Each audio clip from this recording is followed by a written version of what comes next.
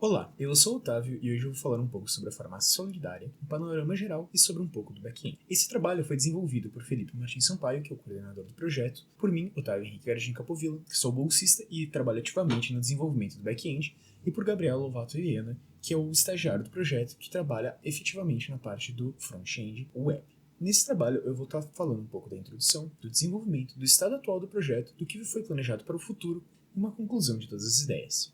Então, o programa Farmácia Solidária nasceu no município de Farroupilha com a proposta de reduzir o desperdício de medicamentos de uma maneira eficiente e sustentável, utilizando a doação como método de redistribuir esses insumos que antes seriam descartados. Então, para gerenciar tudo isso, foi pensado em desenvolver 3 sistemas. 2 front-ends, que seriam um mobile e um web, e um back-end, que seria a parte que iria conectar tudo isso e ligar os dados, tendo cada um deles uma responsabilidade bem específica e diferente. O mobile seria para o acesso à população e o web para a gerência de remédios. Com isso em mente, foi necessário pensar em um sistema que pudesse aguentar muitos acessos simultâneos, que fosse rápido, confiável, robusto, para que apresentasse a maior estabilidade possível. E tudo isso ainda aliado com a necessidade de ter uma manutenção fácil. Com isso em mente, foram escolhidas diversas linguagens e tecnologias diferentes. Assim, do lado mobile, foi escolhido utilizar Dart com o framework Flutter. Já do lado web, foi escolhido utilizar React, Redux, TypeScript e Sass.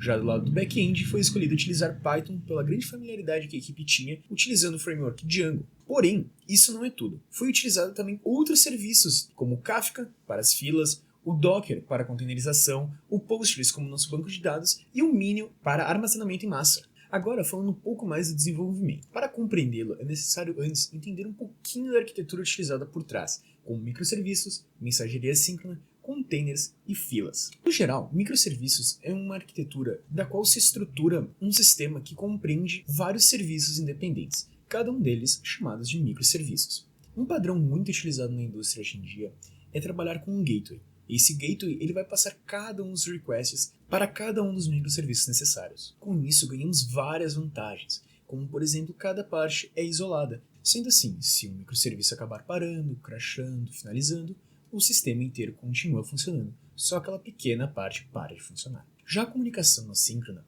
entra justamente nessa parte entre o gateway e um serviço. Ela é utilizada no back-end da farmácia solidária como um método de organizar melhor as requisições, assim nunca deixando toda a carga delas diretamente no processo do serviço, e sim no processo das filas. Para facilitar a manutenção e a visualização, existem 2 filas, uma de entrada e uma de saída. O gateway ele passa o request na de entrada e o serviço vai passar esse request processado na fila de saída, da qual o gateway está constantemente monitorando. Por fim, nós temos também os containers. Eles são gerenciados pelo Docker. Nele, cada serviço fica como se fosse uma própria máquina virtual. Assim, eles não podem se comunicar diretamente, mas eles podem acabar se comunicando como se estivessem em uma rede local, assim tendo mais controle e mais segurança sobre cada um deles. Atualmente, se tem um total de 6 serviços, sendo eles o Kafka, o Postgres, o Minion e 3 serviços proprietários desenvolvidos por mim, sendo eles o Gateway, o Users e os Clients. Agora, tendo noção de um panorama geral, podemos analisar como que fica todas as partes juntas. Então, nesse diagrama conseguimos ver o caminho que um request percorre, passando pelo back-end, pelo gateway, pela fila de entrada, pelo serviço, pela action, que no nosso sistema é a mesma coisa que seria a representação de uma tarefa que ocorreria em um endpoint. Então depois ele volta fazendo o caminho reverso. Porém, isso ainda não explica como cada uma das partes funciona detalhadamente. Então, se formos aproximar ainda mais do gateway, conseguimos ver como que ele funciona. Então, a requisição chega nele, ele pega a autorização do usuário, então seria um JWT token, que estaria dizendo quais permissões ele tem, quais endpoints ele pode ir, e depois ele gera um ID único para a requisição, ele monta um JSON com todo o objeto que foi enviado, e ele converte ele em binário. Então, ele envia para a fila de entrada do serviço e ele gera um consumidor. Esse consumidor ele vai ficar olhando para a fila de saída até que ele consiga ver que o request com o mesmo ID chegou lá. Então ele depois vai pegar o JSON binário de saída e vai responder a requisição, chegando de volta para o usuário que efetuou ela. Agora veremos como o serviço funciona. Então nele a gente consegue observar que vai ter um consumidor na fila de entrada e vai ficar monitorando ela até aparecer algum request. Depois disso, ele vai passar esse request para um cuidador de ações, onde ele vai decidir qual que é o melhor destino para esse request. Depois disso, ele vai pegar a ação e vai verificar essas permissões. Se as permissões baterem, ele vai executar o subserviço de um submódulo. Depois disso, ele vai processar as informações e, por fim, ele vai botar na fila de saída. Interessante notar que, se em qualquer momento acontecer algum problema, A única coisa que vai acontecer é que ele vai pular as etapas posteriores e vai parar direto na fila de saída. Por fim, agora que já se tem uma ideia de como cada partezinha funciona especificamente, podemos analisar um pouquinho da estrutura do projeto como está hoje. Então, nós temos a primeira pasta, que é a Common.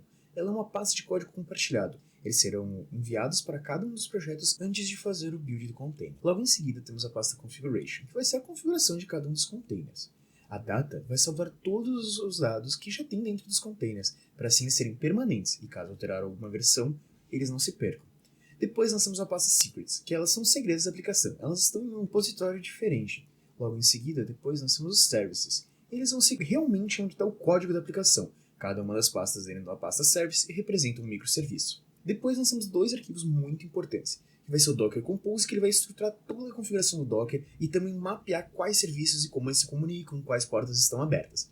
Por fim, nós temos o safebuild.py, que é uma ferramenta de build customizada, que ela vai conseguir integrar o common, ela vai conseguir integrar os ambientes para selecionar as variáveis de ambiente necessárias, que vão estar dentro da pasta Secrets, como também ajudar o desenvolvedor com uma maneira mais fácil de atualizar os containers que já estão rodando. Interessante notar que isso é uma integração que não tinha sido feita de uma maneira fácil como foi feita agora, pois o nosso código ele também utiliza uma outra ferramenta chamada Cookie Cutter que permite a criação de microserviços rapidamente. Então, essa integração de criar um novo microserviço, configurar cada um, conexões como o Kafka, o Mini, o Postgres, isso tudo já vem preparado para ti no template criado, assim facilitando muito para o desenvolvedor criar um novo microserviço do zero. Agora vamos falar um pouquinho do estado atual da aplicação. Então, como eu já havia dito na parte do panorama geral dos serviços, como expliquei do Docker, nós atualmente temos 3 serviços proprietários, o Gateway, o Users e o Clients.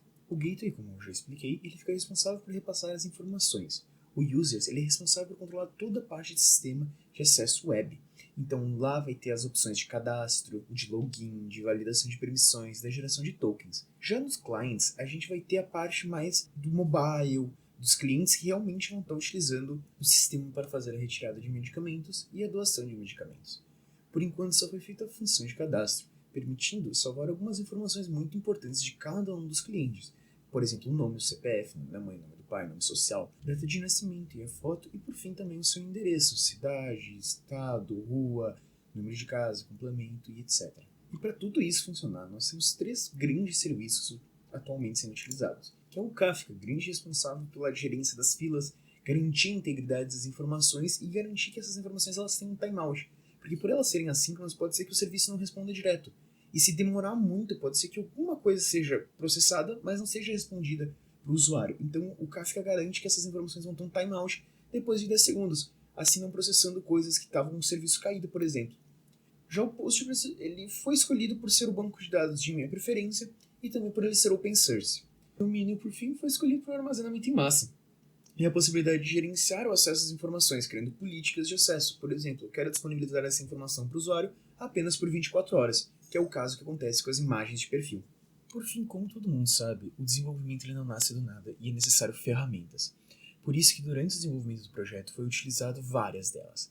O Kafdrop é a nossa ferramenta de gerência do Kafka.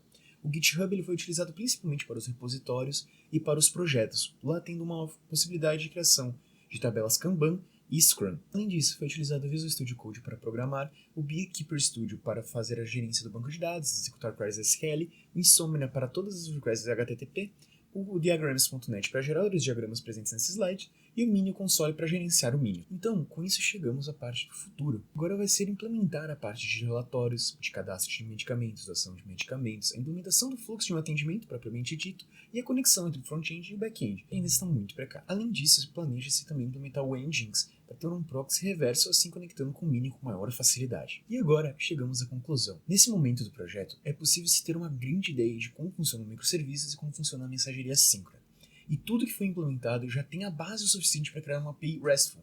Então é possível enviar todos os verbos HTTP dentro do nosso sistema, é possível responder com todos os tipos de erro, isso tudo implementado utilizando as integrações com o Django, com o Kafka, com o Minio, com o Docker e com o Postgres. E o melhor disso tudo é que para a criação de um novo microserviço é extremamente rápido e eficiente, devido à criação de um template customizado para ser utilizado com o Cookie Cutter. Então é isso. Obrigado por quem assistiu e agora estou aberto a perguntas.